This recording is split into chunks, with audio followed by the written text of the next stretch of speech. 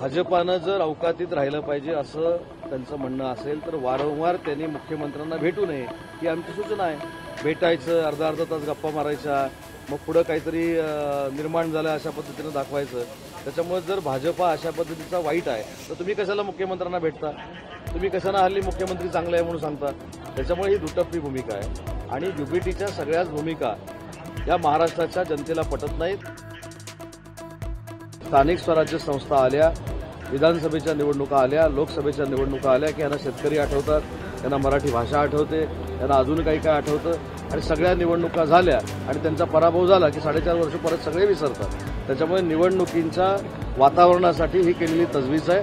त्याचा परिणाम कसलाही महायुतीच्या सरकारवर आणि स्थानिक स्वराज्य संस्थांवर होणार नाही. भाजपानं जर अवकातीत राहिलं पाहिजे असं त्यांचं म्हणणं असेल तर वारंवार त्यांनी मुख्यमंत्र्यांना भेटू नये ही आमची सूचना आहे. भेटायचं, अर्धा तास गप्पा मारायच्या, मग पुढं काहीतरी निर्माण झालं अशा पद्धतीनं दाखवायचं. त्याच्यामुळे जर भाजपा अशा पद्धतीचा वाईट आहे तर तुम्ही कशाला मुख्यमंत्र्यांना भेटता? तुम्ही कशाला हल्ली मुख्यमंत्री चांगले आहे म्हणून सांगता? त्याच्यामुळे ही दुटप्पी भूमिका आहे आणि युबीटीच्या सगळ्याच भूमिका या महाराष्ट्राच्या जनतेला पटत नाहीत. हे सगळ्या स्थानिक स्वराज्य संस्थेतनं नाही तर बीएसटीच्या निवडणुकीमधनं देखील पुढे आलंय. मराठी माणसाचा पुळका घेऊन राजकारण करायचं हे मुंबईकरांना कळतं आणि म्हणून 12,000 मराठी माणसांची जी निवडणूक झाली त्याच्यातली 2,000 मतं देखील युबीटीला पडली नाही. संजय राऊतांचं म्हणणं आहे की अजित पवार आणि एकनाथ शिंदेचं रक्त हे पाकड्यांचं रक्त आहे आणि अर्धे राजकारणी आणि अर्धे पाकडे दोघं. किती दुटप्पी भूमिका आहे बघा. आणि माझी आपल्याला एक तुमच्या सगळ्यांबद्दल आदर आहे. हे दाखवताना एका फ्रेममध्ये तुम्ही हे दाखवलं पाहिजे की हे इकडे बोलतायत आणि त्यांच्या लोकसभेच्या उमेदवाराच्या प्रचाराला पाकिस्तानच्या दहशतवाद्यानं जो बॉम्बस्फोट केला त्या बॉम्बस्फोटमध्ये जो आरोपी होता तो प्रचार करत फिरतो ही यांची देशभक्ती आहे. खासदारकीची निवडणूक निवडून आल्यानंतर पाकिस्तानचा झेंडा मुंबईमध्ये फडकवला जातो ही यांची देशभक्ती आहे.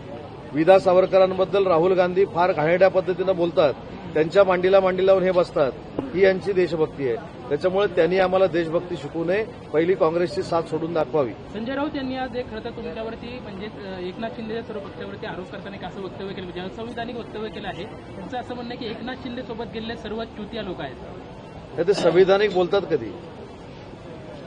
ते संविधानिक पण बोलत नाहीत आणि संबंध असलेलं पण बोलत नाही. त्याच्यामुळे मी अनेक वेळा सांगितलंय की आम्ही कामामध्ये असल्यामुळं त्यांच्या अगोदर प्रेस कॉन्फरन्स फक्त घेऊ शकत नाही. त्यांच्या अगोदर प्रेस कॉन्फरन्स घेऊन तुम्ही जो शब्दप्रयोग केला की असंविधानिक आम्ही जर बोललो आणि असंबंध बोललो तर आमची पण ब्रेकिंग होईल. त्याच्यामुळं त्यांना भरपूर वेळ आहे, आम्हाला तो वेळ नाही. आम्ही सगळा वेळ महाराष्ट्राच्या विकासासाठी खर्च करतोय. एकनाथ शिंदेसाहेब काय करू शकतात हे 3 वर्षापूर्वी एकनाथ शिंदेसाहेबांनी दाखवून दिलेलं आहे आणि त्या धसक्यातनं अजूनही काय बाहेर आलेलं नाही. आज बैठक आयोजित केलेली आहे, कशा संदर्भात बैठक आहे आणि पालिकेच्या आमची युबीटी आणि नाही युबीटीची आणि बैठक आहे का मला माहित नाही, परंतु आमची सगळ्या आजी माजी आमदार खासदार मंत्री यांची बैठक माननीय शिंदेसाहेबांच्या अध्यक्षतेखाली मुंबईमध्ये रात्री 8 वाजता आयोजित केलेली आहे. महानगरपालिकेत सर ओबीसीचं जे सगळं आरक्षणाचं सुरू आहे, मराठा आरक्षणाचा GR आल्यानंतर खरं तर रेणापूर आणि लातूर जिल्ह्यात 2 आत्महत्या झाल्यात. एक ओबीसी समाजाचा मुलगा होता आणि दुसरा जो आहे तो बंजारा समाजाचा आहे. त्यांचंही म्हणणं आहे की आम्हाला त्या ओबीसीला धक्का लागला आणि त्यातून आम्हाला आरक्षण द्या. तरुण वारंवार आत्महत्या करतायत, सरकार हतबल पडतं या सगळ्यांसमोर. ओबीसी बंधू भगिनींना मला एक विनंती करायची आहे की ओबीसी समाजाचं कुठचंही आरक्षण कमी होणार नाही. हे महाराष्ट्राचे राज्यप्रमुख देवेंद्रजी फडणवीस यांनी वारंवार सांगितलेलं आहे. आमचे मुख्य नेते आणि शिवसेनेचे आमचे उपमुख्यमंत्री एकनाथ शिंदे साहेबांनी देखील सांगितलेलं आहे, दादांनी देखील सांगितलेलं आहे. त्याच्यामुळं कुणाच्या तरी गैरसमजातनं तरुणांनी कुठेही आत्महत्येकडे वळू नये ही शासन म्हणून माझी विनंती आहे. ओबीसी समाजाचं काहीही कमी होणार नाही ही महायुती सरकारची ग्वाही आहे. सर दुसरं म्हणजे काल मुंबईतले 15 माजी नगरसेवक जे तुमच्याकडे आलेले आहेत ते पुन्हा ठाकरेंकडे जाणार अशी चर्चा आहे.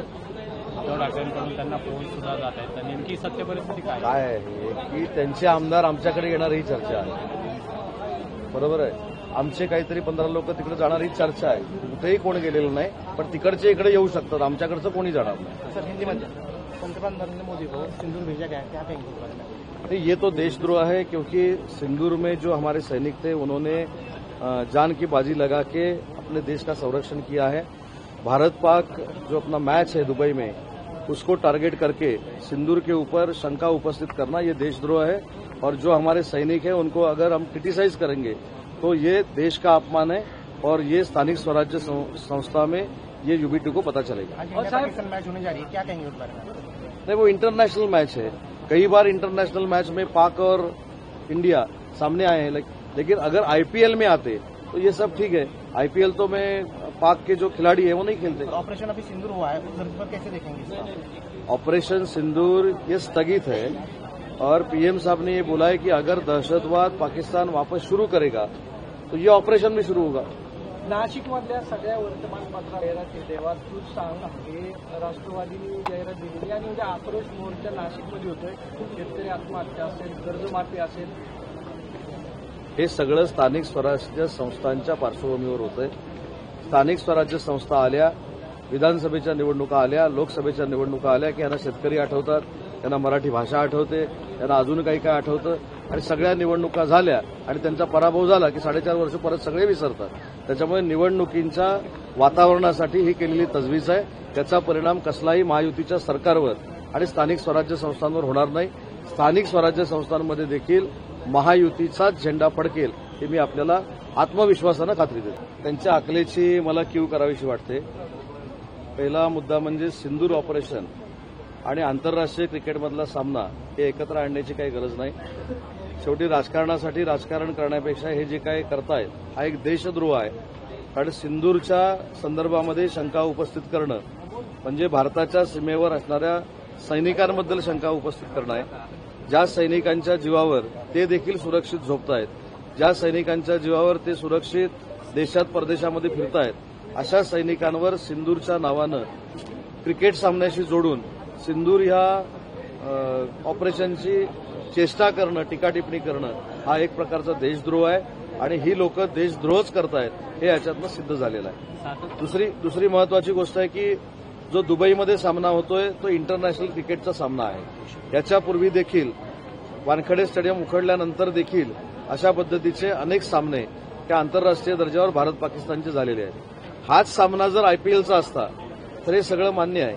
पाकिस्तानबद्दलची केंद्र सरकारची भूमिका जी सिंदूरच्या वेळी होती तीच भूमिका आहे। दहशतवाद मोडला गेला पाहिजे, दहशतवाद परत पसरवण्याचा प्रयत्न केला तर सिंदूर ऑपरेशन हे स्थगित आहे, संपलेलं नाही, अशी भूमिका ऑलरेडी केंद्र शासनाने घेतलेली असताना सिंदूरच्या नावानं सैनिकांचा अपमान करणं हा बालिशपणा आहे, हा देशद्रोह आहे आणि हे महाराष्ट्रातल्या जनतेला कळलेलं आहे। त्याचे परिणाम त्यांना स्थानिक स्वराज्य संस्थेमध्ये भोगायला लागतात। संजय राऊत म्हणतात की जिथं या मॅचेस दाखवल्या जातील, ज्या हॉटेलमध्ये जिथं स्क्रीन लावली जाईल त्याचं नाव सांगा किंवा मग त्याला देशभक्त म्हणून प्रसाद द्या, असं त्यांचं। मला असं वाटतं की आपण सगळ्याच त्यांच्या भूमिकेवर विश्लेषण जर द्यायला गेलो तर मला देखील योग्य वाटत नाही। कारण विधानसभेला, लोकसभेला, उपराष्ट्रपती पदाच्या निवडणुकीमध्ये सारखं बोलून कुठेही कसलाही परिणाम झालेला नाही, आपण सगळ्या मीडियानीच आम्हाला दाखवलेलं आहे। त्याच्यामुळे त्यांच्या बोलण्याला महत्त्व देण्यापेक्षा आम्ही जे प्रामाणिकपणानं काम करतोय ते लोकांपर्यंत पोहोचवणं यासाठीच आम्ही सगळे लोक प्रामाणिकपणानं पुढे जातोय। आज ज्या कार्यक्रमाला मी आलो होतो या नाम फाउंडेशनच्या कार्यक्रमाचं देखील महत्त्व एवढं आहे की सगळ्या लोकांना पाण्याची उपलब्धता महाराष्ट्रामध्ये झाली पाहिजे, नद्यांचा गाळ काढला गेला पाहिजे आणि जनतेचं जीवन सुखकर झालं पाहिजे। म्हणून नाना पाटेकर साहेबांच्या नेतृत्वाखाली नाम फाउंडेशन जे चालतं त्याच्याशी आमचा एमओयू झालेला आहे। हे विधायक काम आम्ही करतोय। त्याच्यामुळे जे रिकाम टेकडे आहेत ज्यांना विधायक कामच उरलेली नाहीत ते अशा पद्धतीच्या पत्रकार परिषदा घेतात आणि महायुतीच्या सरकारवर टीका करतात।